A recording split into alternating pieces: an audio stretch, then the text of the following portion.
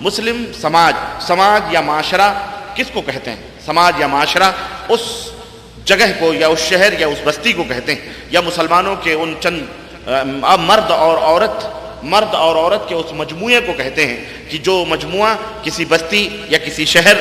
یا کسی مقام کے اوپر قیام پذیر ہوتے ہیں، سکونت اختیار کرتے ہیں، رہتے ہیں، رہائش اختیار کیے ہوئے ہوتے ہیں، جس میں ان کے اعزا ہوتے ہیں، اقارب ہوتے ہیں، بہن ہوتے ہیں، بھائی ہوتے ہیں، اسی طرح سے پڑوسی ہوتے ہیں، محلے والے ہوتے ہیں، خاندان کے لوگ ہوتے ہیں، اور اسی طرح سے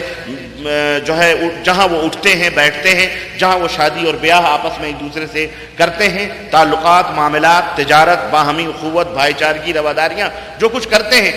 ایسے اس مجموعے کو یا اس کیفیت کو معاشرہ کہا جاتا ہے، معاشرہ کہا جاتا ہے۔ یہ معاشرہ اگر مسلمانوں کا ہے، کلمہ پڑھنے والوں کا ہے، اللہ کے اوپر ایمان لانے والوں کا ہے، آخرت کے اوپر ایمان لانے والوں کا ہے، تو وہ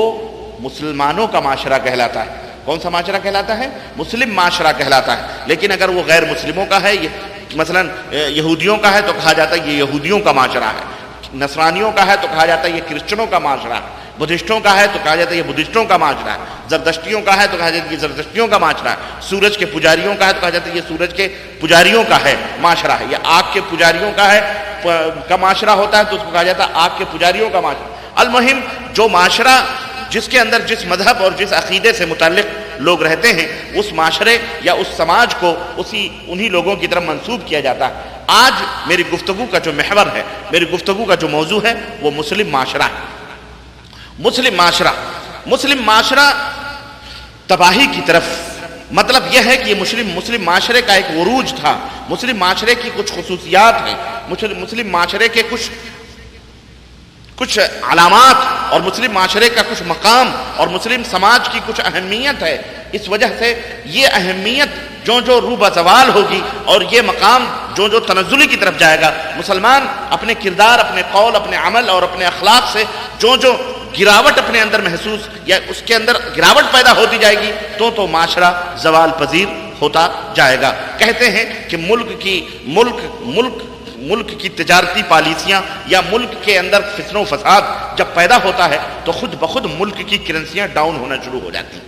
ہے نا؟ آخر کرنسیوں کا اس سے کیا رشتہ اور کیا لگاؤ ہوتا ہے؟ لیکن بہت کچھ ہوتا ہے۔ کہیں ایک کمپنی جل گئی یا ملک کے اندر کہیں فتن و فساد پیدا ہو گیا، تھوڑی دیر کے لیے آپ دیکھیں کرنسیوں کے اندر 1 پیسے 2 پیسے کی فوری طور پر کمی ہو جاتی ہے۔ فوری طور پر اگر شہر کا زلزلہ آ گیا یا کہیں کچھ ہو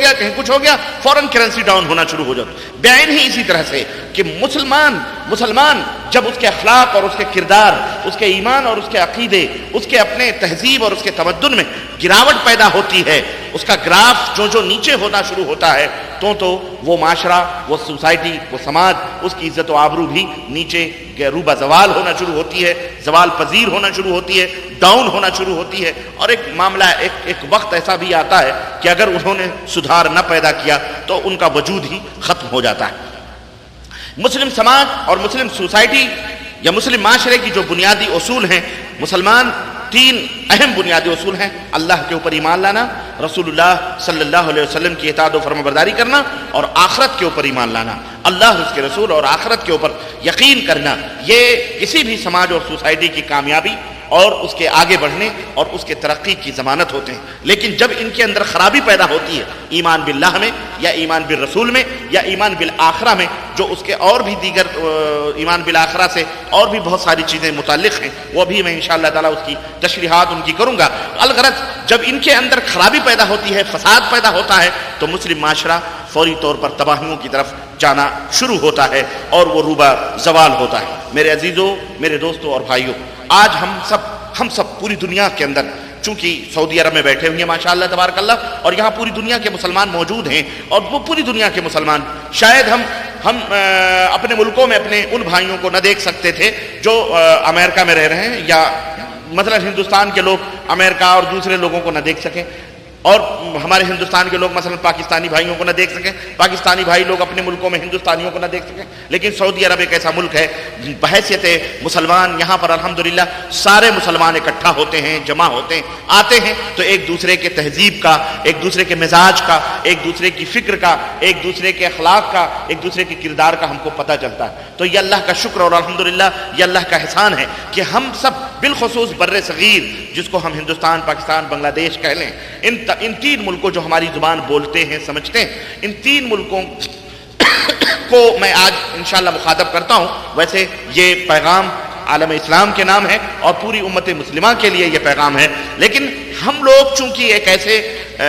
ایسے ملک کے ایک ایسے حصے میں رہتے ہیں جہاں ہمارا ایک بھلے تقسیمیں ہو چکی ہیں اور ریڈ لائنیں کھنچ چکی ہیں، لیکن پھر بھی ہمارا ایک تعلق ہے، ہمارا ایک رشتہ ہے، جہاں سب سے بڑا رشتہ ہمارا خونی رشتے سے بڑھ کر ایمان کا رشتہ ہے ہندوستان، پاکستان، بنگلہ دیش کے ساتھ، ہمارا ایک ایمانی رشتہ ہے۔ اور پھر اس ایمانی رشتے کو اور مضبوط کرنے کے لیے ہمارا جو ایک رشتہ ہے وہ خاندانی اور تہذیبی اور تمدنی اور لسانی اور فکری اور تہذیب، یہ تمام سب رشتے داریاں، ناطے داریاں بھی ایک ملک کے دوسرے ملکوں سے روابط تعلقات ہیں، یہ رشتے داریاں بھی جو ہمیں اور بھی مضبوط کرتی ہیں۔ ہم ان ملکوں کے اندر بالخصوص ایک امتحانی گھڑی کی زندگی بسر کر رہے ہیں۔ یوں تو میں نے بتایا کہ پوری دنیا ایک امتحانی گھڑی سے گزر رہی، لیکن ان ملکوں کے مسلمان خاص طور سے ایک امتحانی گھڑی کی زندگی بسر کر رہے ہیں، بالخصوص بر صغیر کے مسلمان، خواہ وہ ہندوستانی ہو، خواہ وہ پاکستانی ہو، خواہ وہ بنگلہ دیشی ہو، کوئی بھی، بہرحال ایک امتحانی گھڑی ان کے اوپر ہے اور وہ اس سے گزر رہے ہیں۔ اور ہمیں ایک بات اچھی طرح سے معلوم ہونا چاہیے،